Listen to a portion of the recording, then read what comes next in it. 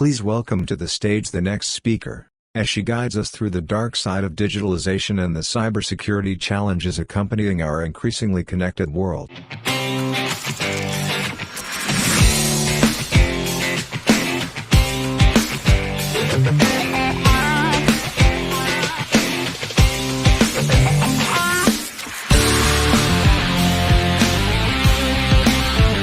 Good afternoon, dear ladies and gentlemen. I know it's the smells from the lobby are daunting and you really want to leave and to go there and have your lunch, but please bear with me for the next, I hope, 15 minutes. And let's talk about something that is crucial, especially given the speeches from the previous speakers. So we talked about AI, we talked about digitalization, about all this stuff, but what cost comes with this efficiency, with this operational increase? Well, of course, there is vulnerability, there is data at risk, there is cybersecurity. That huge beast that you think it doesn't concern you, but I tell you that today I speak to the very people who are in charge of cybersecurity. And no, I did not confuse the conference. I know I'm speaking mostly to HRs, CEOs, administrative personnel in a company, and yes, I do believe you are on the front line on cybersecurity. And let me showcase this in a couple of, hopefully 10 minutes. So it's 9:42 a.m. and you already had your coffee, tea, whatever your poison is. You went through your most urgent emails, and then suddenly another email drops in your inbox. It's from your CFO, and it says that you have to urgently update the payroll data for your 312 employees or nobody gets their salaries this month. Of course, you check the email, you see it's from CFO, you are good to go, you access the link, you upload the information for your 312 employees, you click send, and you go along with your other tasks. What did you just do? Well, you put at risk 312 families. Why? The email was from CFO, right? You checked it, you looked at it. Well, first of all, there could be one letter misspelled, and actually it was not from your CFO, or it was, in fact, the email from your CFO, but that person accidentally clicked on something they shouldn't, their account was taken over, and it wasn't the CFO sending, but somebody else using their account to send that email to you. Doesn't matter how really this happened, the thing is that you just shared 312 lives with somebody who is a criminal. So that's the first step. And let's dig deeper into this rabbit hole. And of course, let's go with some statistics to show you the amplitude of this problem. So first of all, 40% of SMEs reported last year some sort of cyber attack. I want you to notice that reported, which means that we don't know actually how many SMEs were in fact under attack, only how many of them reported. We don't know how many died because of that cyber attack, how many survived. This is just the official statistic.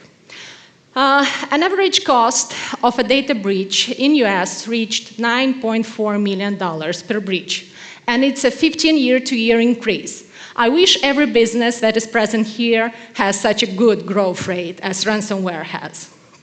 Asia accounts for 30% of global breaches that happen all over the world. Well, it might seem a little bit random, but if you think about China as not just an emerging market, but already an advanced economy, it tells you a little bit of a different story. And we have a 25% increase in worldwide cybercrime post-pandemic. So people started working remotely, became more connected, and of course, more vulnerable. Who is behind all this stuff? What you see here is actually a snapshot of the most notorious cybercrime collectives as classified by some intelligence services. Those are nicknames, those are not their real names, how they call themselves. But what's important for you to understand that we have several categories of cyber criminals. We have so-called state actors. I'm not sure if you can see it well on the screen, where you see the flags for the name of a of a collective.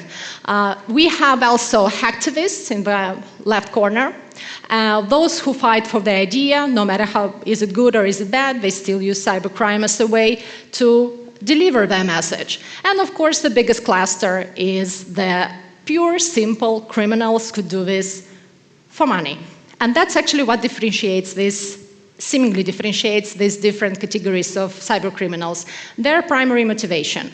For state actors, it's geopolitical. For hacktivists, it's this ideal view of the future that they want to deliver to you in their own way. For criminals, yes, money. But when I say state-sponsored actors, I don't mean that there is a budget line for a state that says this goes for cybercrimes. No. Usually it's turning a blind eye to whatever is doing that cyber collective, is maybe providing from time to time state resources for them, and so on. But they still need money to operate.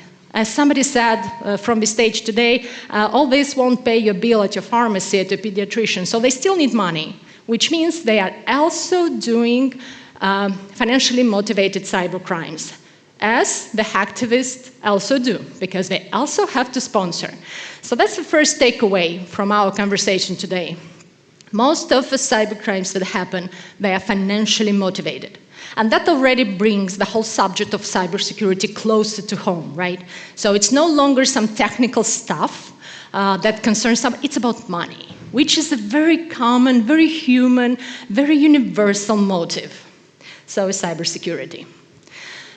And when we talk about financial crimes, financially motivated cybercrimes, the first thing that comes to mind is ransomware.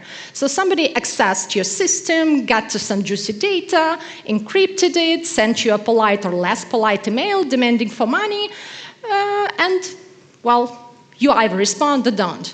And indeed, ransomware is the most common attack. In fact, I'm sure that at least 10, according to general statistic, at least 10, 15 of the companies present here today already have been a target of a ransomware attack, even if you know it or don't, because most often this information is not made, not only public, but even publicly internally in the company. So yes, this is the most common, but it's not the most devastating attack. Because in that example with which I started, where the HR manager sent information about 312 employees, that wasn't ransomware. So that wasn't connected with some sort of data. That was an attack on something much more precious, on personal identifiable information.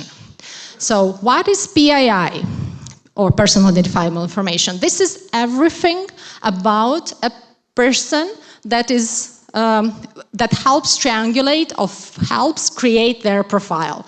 It's of course name, date of birth, address, IDNP, I'm sorry, social security, depending on the country. So all this data, why it's important? Why would somebody care, for example, for PII for your janitor? Okay, they don't make any decision.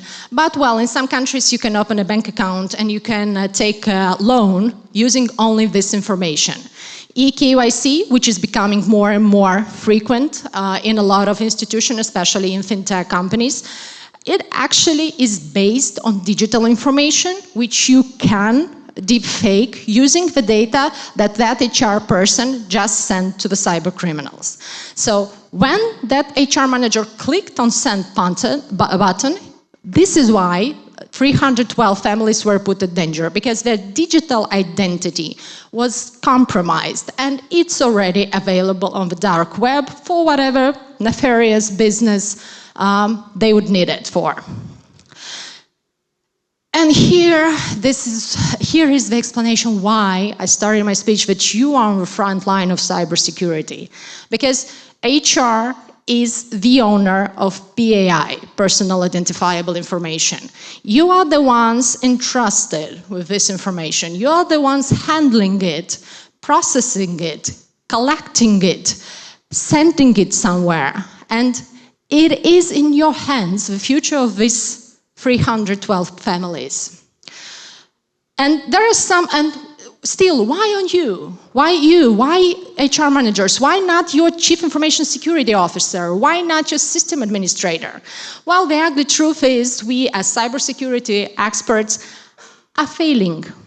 We are not capable to face those attacks that come our way. No firewall, no antivirus, no CM solution is capable of defending you. And I'll try to showcase a little bit this. So some dark facts from the last 2 years.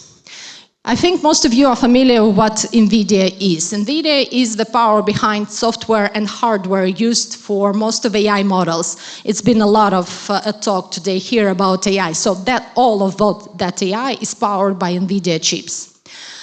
In the last 2 years, there have been more than 10 reports on issues with their GPU drivers, basically what makes their chips tick. And these vulnerabilities were reported as fixed, but there is such a thing called advanced persistent threat, when you don't actually know if you've been able to purge the cybercriminal from your system. And NVIDIA cannot guarantee right now 100% that any trace of cybercriminals were purged from their resources, which means that theoretically, cybercriminals could have access to the most powerful computing power available today, which we, in cyber defense, don't have. Next case, in July this year, one of the most performant AI model currently available on the market, Claude, developed by Anthropic AI, was used to do a number of cyber attacks on basically successful for 12 objects, extorting from $75,000 to $500,000 per case. How did they use it? Well, they use it to ask how to bypass, not just for phishing emails, but how to bypass security of that exact object.